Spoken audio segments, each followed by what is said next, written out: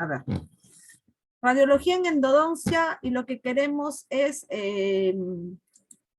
a través de este examen, determinar la longitud de trabajo. Primero vamos a ver lineamientos generales sobre radiología, y luego vamos a ver cómo es que en endodoncia determinamos la longitud de trabajo y cómo justamente la radiografía es de gran ayuda para este momento del proceso endodóntico, ¿no? Bueno, como ya sabemos, las radiografías son un medio auxiliar de ayuda diagnóstica y plan de tratamiento en endodoncia. De hecho, las endodoncias sin las radiografías no las podríamos hacer. Sería demasiado complicado. No podemos observar radiográficamente el estado pulpar. Eso también es evidente. Podemos observar de repente algunos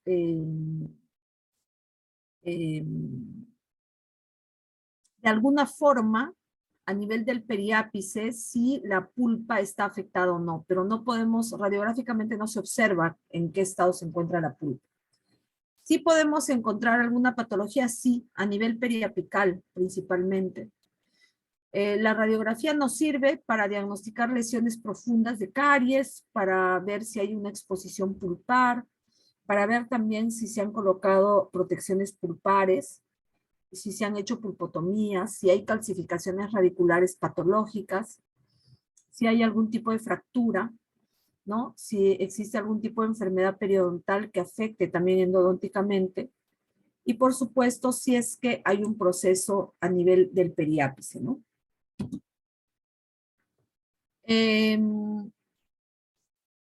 Como seguramente muchos de ustedes saben, porque han llevado el curso de radiología, ya ustedes han llevado esta asignatura, ya en el ciclo pues antepasado, ¿no? Hace bastante tiempo, un científico alemán accidentalmente descubre una extraña energía de naturaleza desconocida, el famoso Konrad Wilhelm von Röntgen, ¿no? Esta energía de naturaleza desconocida era capaz de atravesar estructuras densas, razón por la que las denomina rayos X. Semanas después, el dentista Otto Walhoff tomó la primera radiografía dental, haciendo de esta forma un aporte importante a la odontología, de la misma forma que Röntgen lo hizo para la medicina, ¿no? Es importante tener este dato histórico, ¿no?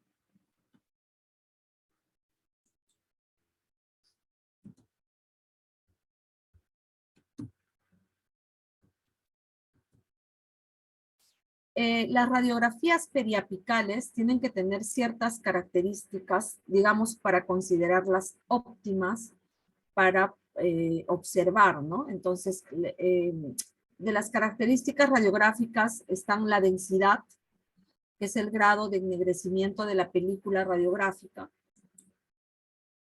Es muy importante que las radiografías no sean muy claras ni sean muy oscuras, ¿no? Y como bien les han enseñado a realizar el proceso, pues es solamente hasta que ustedes notan que aparece la imagen, entonces inmediatamente lavamos y pasamos a fijador, ¿no?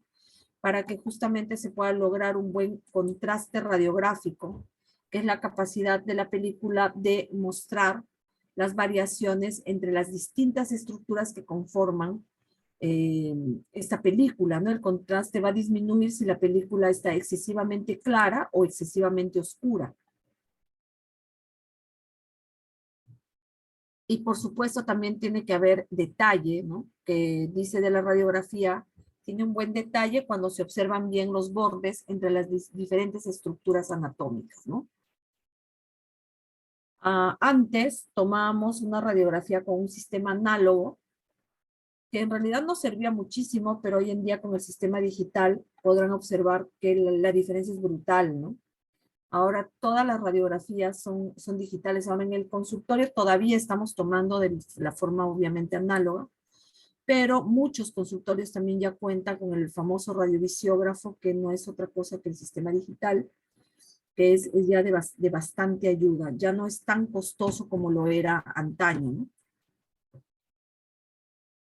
¿Cuál es el objetivo de tomar una radiografía en endodoncia? Pues nos ayuda a identificar la anatomía de las piezas dentarias, describir diferencias radiográficas para diferenciar entre zonas radiolúcidas y radioopacas, ayuda a reconocer el límite de estructuras y nos ayuda a reconocer la localización de los conductos que a veces no podemos encontrar, es de mucha ayuda. Obviamente en endodoncia es súper importante para determinar la longitud de trabajo. Con la radiografía también podemos, usando la técnica de Clark que ya vamos a ver, podemos disociar imágenes, o sea, separarlas, ¿no? Por ejemplo, cuando se superponen dos conductos, podemos disociar de modo que las podemos observar, podemos observar si hay o no hay un doble conducto, ¿no? Y por supuesto también nos sirve para el control de tratamientos. En endodoncia, específicamente en endodoncia, la radiografía nos sirve para el diagnóstico, para todo el proceso de tratamiento endodóntico. Nos sirve de gran ayuda para el planeamiento del tratamiento, obviamente. Nos sirve también para la conductometría, para establecer nuestra longitud de trabajo. Nos sirve como control, digamos, para el momento en que estamos obturando, se denomina conometría, y finalmente la radiografía final, ¿no? Evidentemente, ¿cómo controlamos que una endodoncia está bien hecha? No solamente preguntándole al paciente de si tiene o no tiene algún tipo de sintomatología, sino que radiográficamente la radiografía es de gran ayuda, ¿no? Se tiene que tomar a los 6 meses y luego a los 2 años. ¿Cuándo se considera que una endodoncia se considera o la podemos denominar exitosa? Pues a partir de los 2 años, ¿no? De silencio clínico completo. En endodoncia utilizamos 5 placas, ¿ya? Siempre. Para el diagnóstico, para la conductometría, es decir, para corroborar que estamos en una longitud de trabajo adecuada. Para la conometría, cuando estamos probando los conos que vamos a utilizar para la obturación. Cuando hacemos la prueba de obturación, también denominada penacho, cuando ya hemos colocado todo el cono principal y los accesorios. Y por supuesto, para la obturación final, ¿no? Y verificar.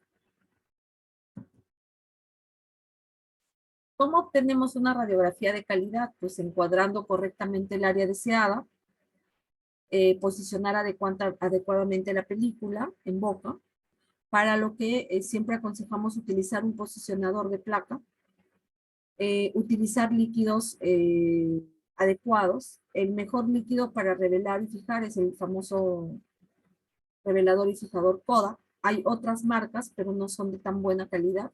No significa que no les pueda ayudar, pero sí les ayuda, pero no ayuda mucho en el proceso adecuado de la película.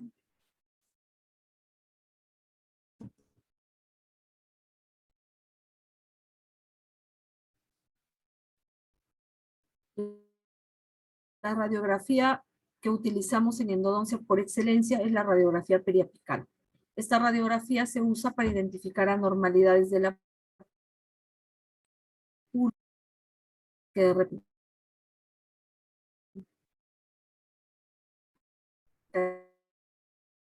cantidad de raíces, de conductos, y si estas presentan curvatura, gran curvatura o poca curvatura.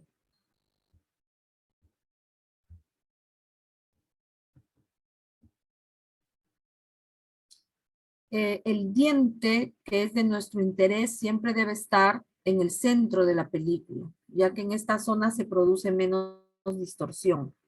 Además, debe haber por lo menos 3 milímetros de hueso visible más allá del ápice del diente. Eso es súper importante. Justamente porque una de las zonas que más nos interesa observar es la zona del periápice. Como ya estamos comentando, la radiografía nos ayuda muchísimo en el diagnóstico, también obviamente en la prevención, ¿no? Porque vamos detectando lesiones cariosas que se están profundizando cada vez más. Durante el plan de tratamiento, evidentemente es de una gran ayuda durante el tratamiento, por supuesto, para los controles, incluso como documento legal, ¿no? Cuando tenemos algún problema, llámese denuncia, queja, lo que fuere. Y bueno, a nosotros como docentes también nos ayuda muchísimo porque de esta forma controlamos cómo están ustedes realizando el tratamiento endodóntico, ¿no?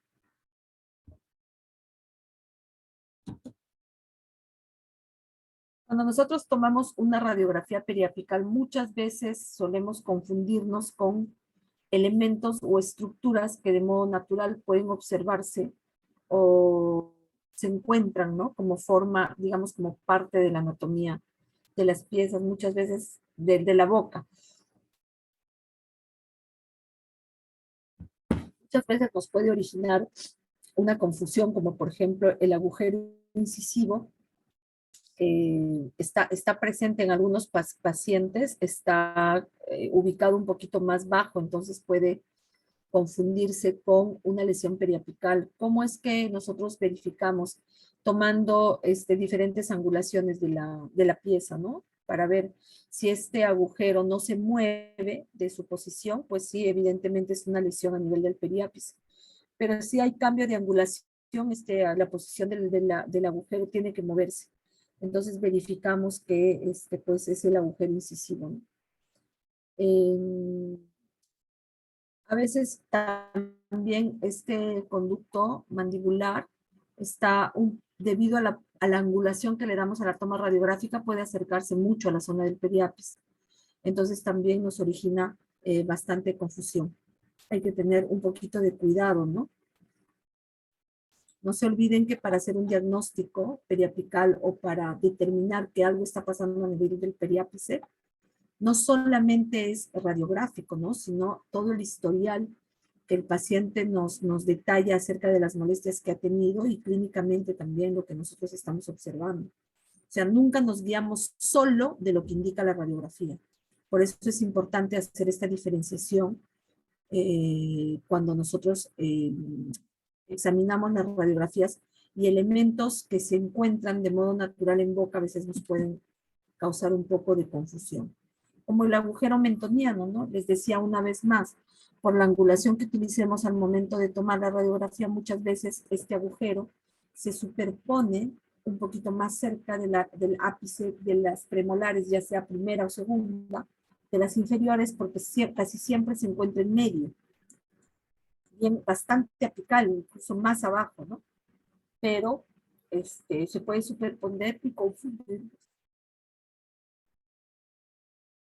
El agujero lingual es un elemento anatómico que está bien abajo de la zona apical de los incisivos, pero una vez más les digo, a veces la angulación de la toma las puede superponer un poquito más arriba y nos confunde.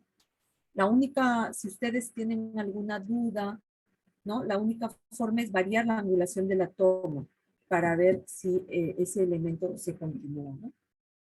Obviamente hay lesiones que sí son evidentemente lesiones periapicales. Entonces, estas lesiones tienen como característica que, por ejemplo, no presentan la lámina dura, ¿no? Porque al haber este tipo de lesión, esta lámina dura se reabsorbe. Esta zona radiolúcida, en la mayoría de los casos, tiene una forma de gota, ¿no? Que está cayendo o que está empezando a formarse y que va a caer. La región radiolúcida permanece en el ápice sin importar la angulación del cono. Es así también como verificamos. Miren cómo en esta toma, con una determinada angulación, aparece de un modo y luego en esta toma de este quiste que tiene evidentemente otra angulación porque se nota, ¿no? Notan cómo la imagen se desliza, pero el elemento a nivel del periápice no se separa del diente. Puede deslizarse también, pero no se separa de la zona del periápice.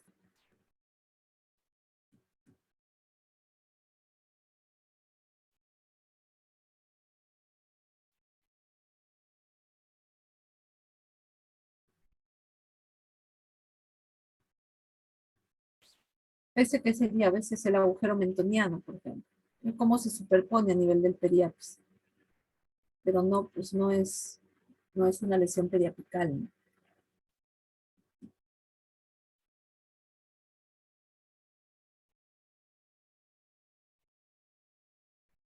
Miren cómo podemos observar, ¿no? Algunas lesiones que, como les digo, nos podría confundir.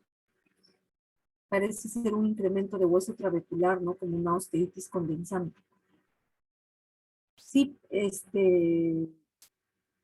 producto de una lesión crónica de origen pulpar, ¿no? Bastante crónica. Se puede observar, ¿no?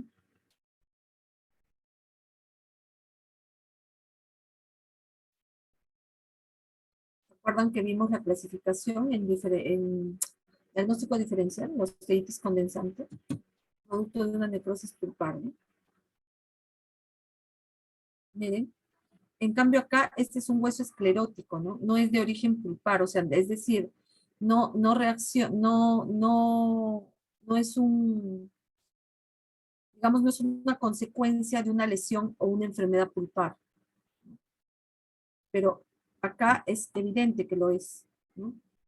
Miren, hay una lesión pulpar enorme, ¿se acuerdan? Es una reacción, digamos, algo que se da de forma lenta por un estímulo que es poco intenso, digamos, ¿no? Se da con el paso del tiempo.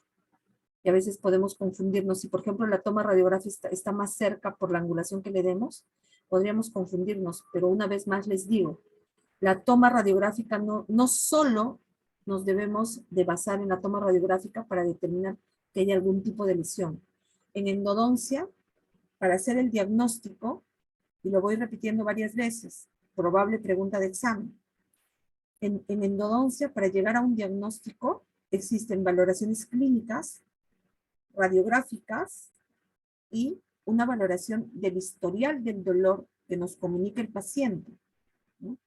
El paciente siempre va a tener un historial, o sea, esa pieza para haber llegado a una pulpitis irreversible o a una necrosis pulpar, tiene que haber tenido un historial. No hay en ningún caso, salvo puede ser que sea un golpe hoy y se rompe ese diente, ¿no?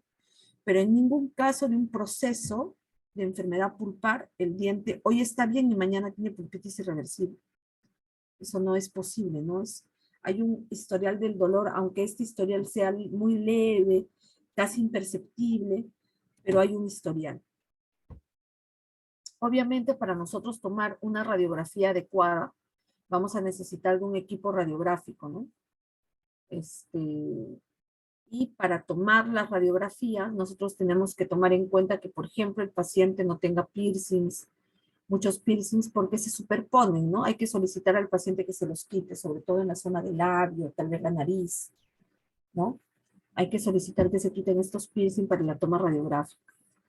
Las pacientes gestantes, hasta los 3 primeros meses de gestación es mejor evitar la toma radiográfica. Sin embargo, ahora existen, porque una gestante también puede tener pues un problema de emergencia terrible, ¿no? Existen los mandiles de plomo de muy buena calidad que se le puede colocar a la paciente para tomarle las radiografías que se estime necesario, ¿no? Obviamente a una paciente dentro del primer trimestre de gestación le vamos a tomar con la protección adecuada la menor cantidad de radiografías que sea posible. Hay que conocer algunas técnicas radiográficas para, obviamente, tomar una buena radiografía. Hay una técnica denominada de la bisectriz que consiste en orientar el rayo central a la altura del ápice. En el plano vertical, la incidencia será perpendicular al plano imaginario, constituido por la bisectriz del ángulo que forma el eje mayor del diente y el paquete radiográfico. ¿Por qué el cono siempre tiene que tener angulación? Porque los dientes no están, pues, o sea, la ubicación de los dientes no es paralela, la ubicación de los dientes tiene inclinación, ¿no? O sea, no está en una línea paralela al piso. Por eso es que cuando se toma en el maxilar superior, siempre el cono tiene que tener un grado de angulación. Es muy diferente en el maxilar inferior, que por su ubicación está casi paralela al plano del piso. Por eso es que cuando nosotros tomamos una radiografía en el maxilar inferior, la angulación del cono es mínima. ¿no? Es mínimo, porque la ubicación de las piezas es casi estoy diciendo, en el mismo plano que el piso, ¿no? O sea, hay que tomar en cuenta esa ubicación para poder tomar la radiografía. Si la angulación del rayo es mayor de lo adecuado, la imagen aparecerá acortada, mientras que si la angulación es escasa, el diente será elongado o alargado, ¿no? Hay que tener mucho cuidado. Utilizar posicionadores de placa, siempre he dicho, es lo mejor para tomar las radiografías. La técnica radiográfica del paralelismo, también llamado de ángulo recto o localización largo, fue descrito por McCormack en el 1920. 27 años después fue modificada por Fitzgerald. La placa no se halla pegada a la pieza dentaria, sino que se aleja para lograr el paralelismo, ¿no? Se recomienda utilizar posicionadores. Sí, los posicionadores realmente son lo mejor. Para no, porque mucho, lo que pasa es que a veces el paciente solo se mueve un poquito y modifica toda la angulación, ¿no? O el cono no está muy bien, muy preciso, y cuando tú te retiras, porque hay que retirarnos para tomar la placa, solamente se desliza un poquito y malogra la toma radiográfica. Entonces, muy importante usar un buen equipo de rayos X, usar posicionador de placa y decirle al paciente que no puede moverse en el momento mismo de la toma, ¿no? La famosa técnica de Clark, que es la que utilizamos muchísimo en endodoncia porque nos permite disociar la superposición de la pieza, ¿no? Entonces, muchas veces vemos que, miren, por ejemplo, en esta radiografía, pareciera que tuviera un solo conducto, ¿no? Pero cuando se disocia la toma, evidentemente hay dos conductos. Nunca nos olvidemos que el primer premolar superior siempre presenta dos conductos en un 78%, si mal no recuerdo, es el porcentaje, o sea, las posibilidades son altísimas. Siempre hay que pensar que hay dos conductos, nunca pensar que hay uno, ¿no? Si hacemos una toma ortorradial, o sea, recta, nos puede confundir. Hay que siempre disociar la toma, o sea, utilizando la técnica de Clark, que es simplemente variar un poquito la angulación de la toma, ya sea hacia mesial o hacia distal, para justamente lograr la disociación.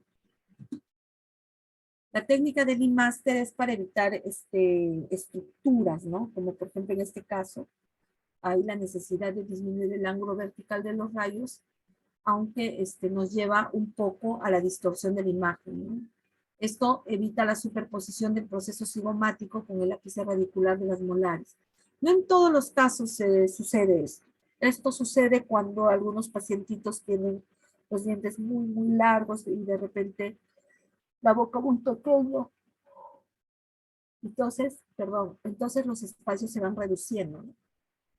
Casi nunca necesitamos esta técnica, pero sí es importante conocerla para poder evitar esta superposición, simplemente acortar la angulación, aunque lo demás se va a distorsionar un poquito.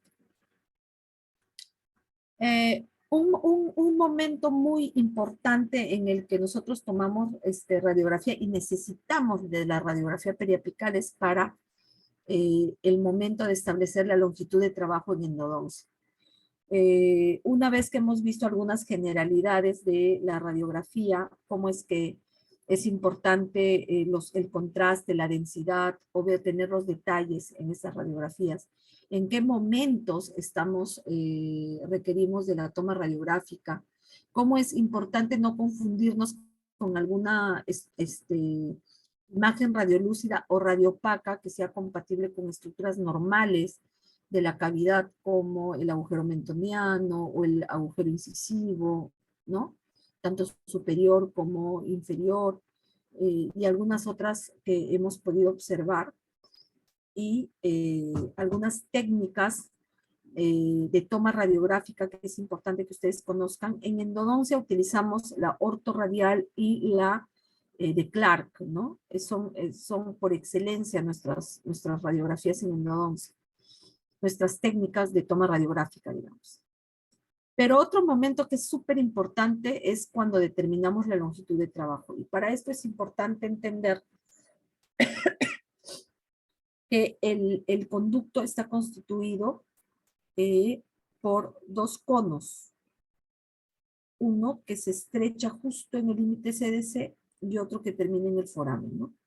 El conducto dentinario es donde nosotros trabajamos, ¿no? Y el conducto cementario es donde se alberga el muñón pulpar. Está limitado por el límite CDC. En el 68% de los dientes y el 80% de los dientes jóvenes, el 80% de los seniles, el canal cementario no sigue la dirección del canal dentinario ni acaba en el vértice. Claro, porque acaba en el foramen. Y el foramen generalmente no acaba en el vértice, acaba en el costado, ya sea mesial o distal, ¿no? Generalmente distal, porque es ahí donde se dirige. Es importante que ustedes conozcan el límite CDC, ¿no? Que es la constricción que es donde termina, digamos, el conducto dentinario y empieza el conducto cementario, que termina a nivel del foramen. Por eso generalmente termina en un costado, ¿no? Casi nunca termina en el vértice.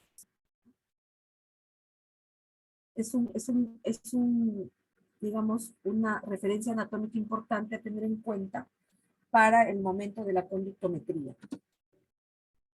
Miren cómo este es el vértice de la pieza, pero aquí tenemos el foramen y acá una foramina, ¿no? Es de un conducto accesorio, secundario, ¿no? No siempre termina en el vértice, miren, siempre termina en un costadito, ¿no? No siempre en el vértice. Radiográficamente, al ser una toma bidimensional, muchas veces pareciera que termina en el vértice, pero hay que tener en cuenta que no es así. Es una de las razones también por las que dejamos 2 milímetros, ¿no? Porque radiográficamente no podemos determinar exactamente a qué nivel termina el foramen, ¿no? Y además, al albergar el muñón pulpar, que es algo que cuidamos, tenemos que tener en cuenta dejar esos 2 milímetros, sobre todo cuando hacemos una biopulpectomía, luego de haber diagnosticado pulpitis irreversible, ¿no? En el tercio apical puede haber alteraciones, como por ejemplo una reabsorción radicular, que no nos permite tomar o establecer una longitud de trabajo ideal, ¿no? Y puede haber incluso ápices abiertos, como este caso, ¿no? Acá no vamos a hacer la endodoncia. Claro que sí, hacemos la endodoncia. Pero ahora existen instrumentos especiales, ¿no? Antes no los teníamos, ahora tenemos de la serie especial, no solamente de los más finos, sino también de los más amplios. Ahora hay limas número 90, número 100, número 110, 120. Entonces podemos hacer este tipo de tratamientos, pero a tomar en cuenta para establecer la longitud de trabajo o conductometría, ¿no? El objetivo, dice, de la conductometría es establecer la distancia hasta el ápice, longitud del diente a trabajar, ¿no? Siempre dejamos, no llegamos hasta el final, siempre dejamos 2 milímetros. 1.5, 2 milímetros, 1 milímetro, lo máximo que nos podemos acercar. Va a depender del diagnóstico, ya van a ver. También hay una conductometría táctil, ¿no? Porque desarrollamos un poco esta sensibilidad táctil cuando utilizamos la técnica manual y manipulamos nosotros los instrumentos. Entonces, sentimos que llegamos a una constricción, ¿no? Que es un poquito más dura. Pero es importante, importantísimo, importantísimo, tomar una radiografía siempre para verificar que estamos llegando a la longitud de trabajo adecuada. Ahorita vamos a ver cómo es que se determina, ¿no?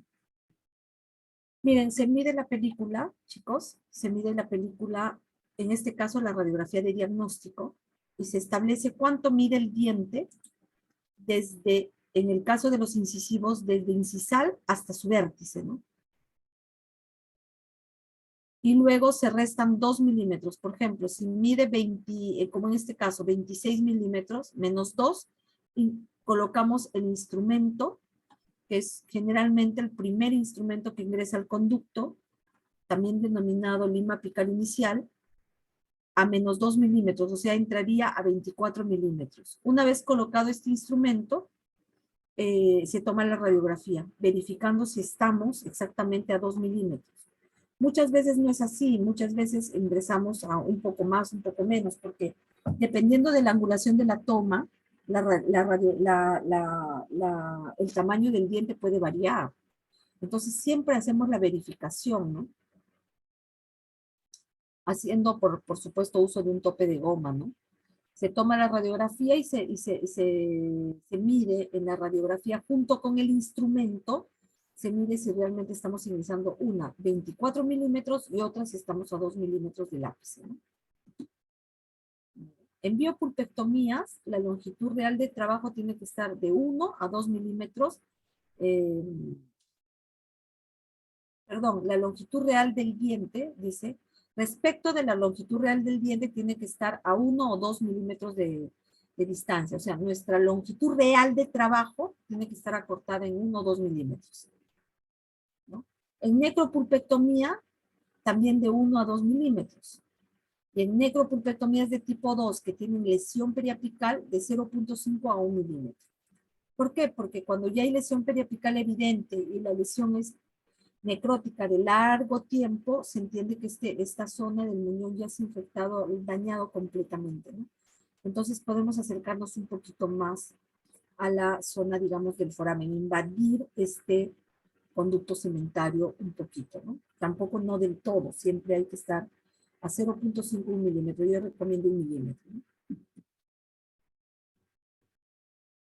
La tomografía computarizada es también de gran ayuda al momento de hacer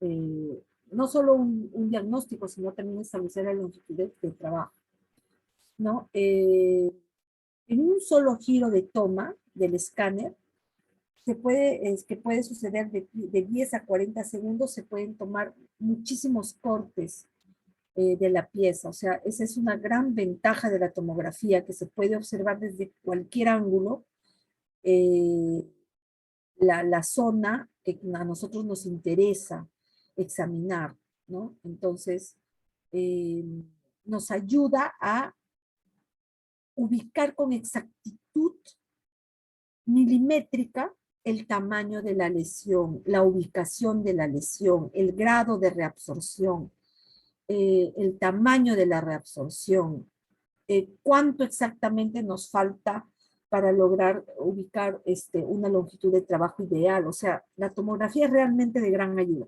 El gran inconveniente que sigue teniendo la tomografía es su alto costo, pero de que es de una gran ayuda, es de una gran ayuda. Situaciones que a veces se nos complican muchísimo y a veces no encontramos un porqué, ahí es cuando debemos de indicar un estudio tomográfico, una tomografía, ¿no? Para poder justamente evaluar este tipo de casos. Pero la tomografía realmente de gran ayuda, ha llegado como un elemento importantísimo en nuestra, de uso, digamos, en nuestra especialidad, ¿no? El radiovisiógrafo también les decía, ¿no? Que en el consultorio seguimos usando el sistema, digamos, análogo de toma radiográfica, pero ahora con el radiovisiógrafo es súper importante, eh,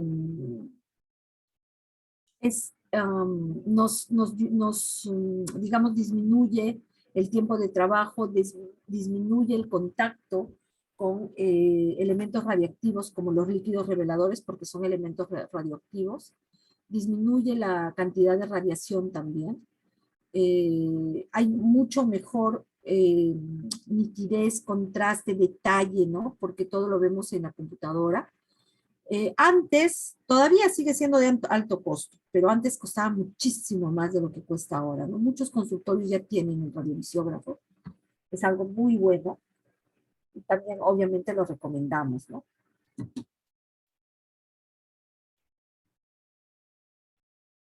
Un localizador apical es también muy útil para determinar la longitud de trabajo. El localizador apical es muy sencillo de utilizar. La única contraindicación es que el paciente tenga un problema cardíaco o un marcapaso, ¿no? Sobre todo un marcapaso. Es la única contraindicación para el no uso de este localizador apical. Pero miren, como ven, tiene como una ganzúita o un anzuelo que se sostiene en la lima, se introduce y te avisa con un pipi que ya está logrando tocar el muñón. Es un localizador apical bien interesante de trabajar, es cómodo, todos deberíamos de tener un localizador apical. Ahora hay de distintos precios, de distintas marcas, y los chinitos, que también no son tan caros, mm, son, digamos que están al alcance, son buenos también. Así que todos deberíamos de tener un localizador apical.